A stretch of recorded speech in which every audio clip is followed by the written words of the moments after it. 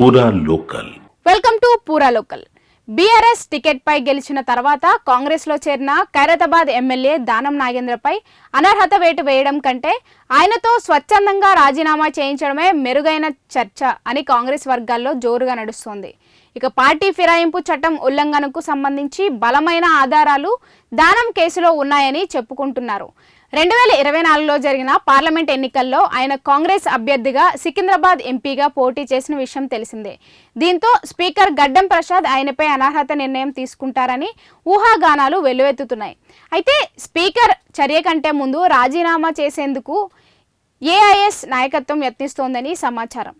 ఈ తరహా చర్య మిగిలిన 9 మంది పార్టీ ఫిరాయింపుల ఎమ్మెల్యేల విషయంలో కూడా అనూహ్యంగా పనిచేస్తోందని న్యాయ నిపుణుల సూచనలతో కాంగ్రెస్ ముందడుగు వేస్తుంది.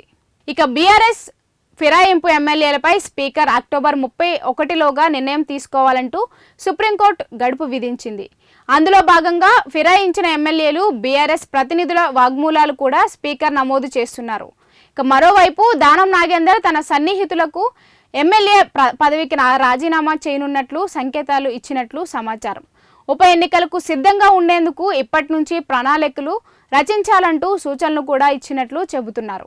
స్పీకర్ అక్టోబర్ 6 నుంచి విదేశీ పర్యటనకు వెళ్లనున్న నేపథ్యంలో దానం ఆయన వెళ్లేలోగా అధికారికంగా రాజీనామా ప్రకటించే అవకాశం ఉందని తెలుస్తోంది. ఇవి ఇప్పటి వరకున్న అప్డేట్స్. మరిన్ని అప్డేట్స్ కోసం చూస్తూనే ఉండండి పూరా లోకల్.